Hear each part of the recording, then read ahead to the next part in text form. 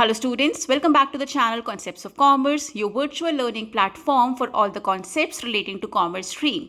यहाँ पर हम बात करते हैं about various topics from various subjects of commerce, for example microeconomics, macroeconomics, financial management, financial accounting, cost accounting and many more.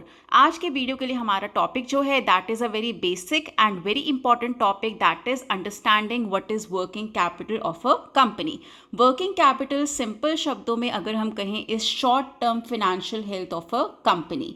Working capital अगर आप कैलकुलेट करते हैं किसी कंपनी का, then you will be able to comment on its short term financial health.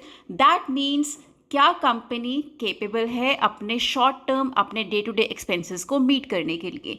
एक company बड़ी कब बनती है? जब वो अपने रोज़ के खर्चे उठा पाती है. बट अगर कंपनी अपने रोज़ के खर्चे ही पूरे नहीं कर पाती है, then it will not have a very good future as well.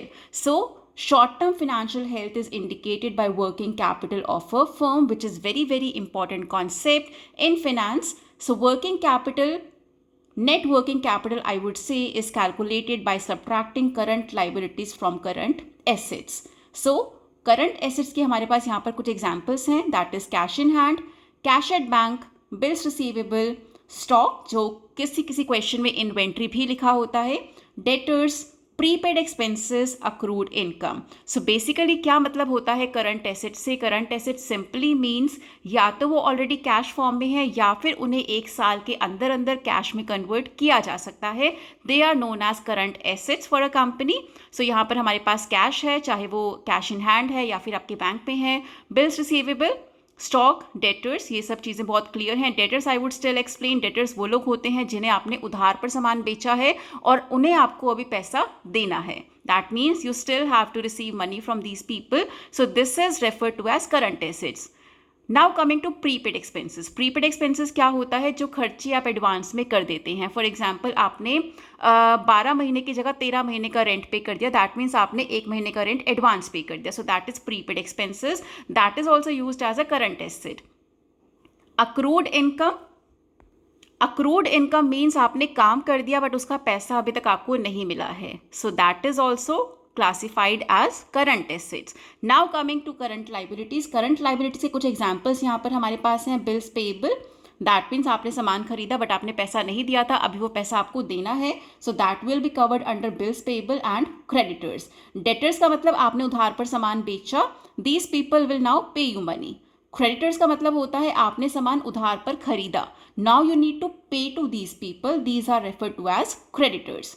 Outstanding expenses, आपने काम करा लिया लेकिन आपने पैसा पे नहीं किया. जैसे कि बहुत कॉमन एग्जांपल इसका हो सकता है आउटस्टैंडिंग सैलरीज. आपने एम्प्लॉय से काम कराया बट उनकी सैलरी देना अभी भी ड्यू है. सो that is classified under current liabilities. Next is advance income. आपने काम नहीं किया अभी बट आप ऑलरेडी उसका पैसा रिसीव कर चुके हैं. इनकम जो आप एडवांस में ले चुके हैं, that is also classified as current liabilities. Now what does working capital indicates? Working capital indicate करती है ability of the firm to cover short term obligations. जो भी लोन अगर कंपनी ने लिया है वो 1 साल के अंदर दिया जाना है वापस. So it will be classified as a current liability.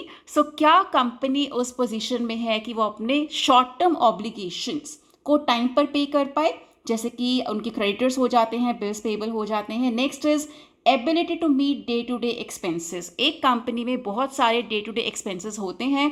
क्या कंपनी केपेबल है to meet them? Next is ability to seize growth opportunities. बहुत बार ऐसा होता है हमारे सामने अपॉर्चुनिटीज़ अवेलेबल होती हैं बट हम उन्हें सीज कब कर पाएंगे, उनका फ़ायदा कब उठा पाएंगे?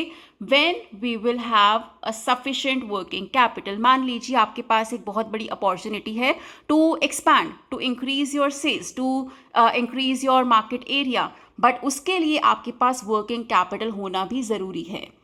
सो अगर आपके पास सफिशिएंट वर्किंग कैपिटल नहीं है, so you will not be able to seize the growth opportunities that will be available in the environment. So that was the basic introduction of what is working capital. Working capital management से related और बहुत सारे videos shorts form में channel पर available हैं. I will be attaching the link of one of them to here on the screen as well. अब वहाँ पर क्लिक करके देख सकते हैं जहाँ पर हमने अप्रोचेस के बारे में बात की है of working capital management and for many other topics as well. Do visit the channel, check out more videos, stay tuned in for the next videos. Do subscribe to the channel, like, share and comment. Next video will be posted tomorrow at the same time. Stay tuned in. Till then, keep learning, keep growing. Have a nice day.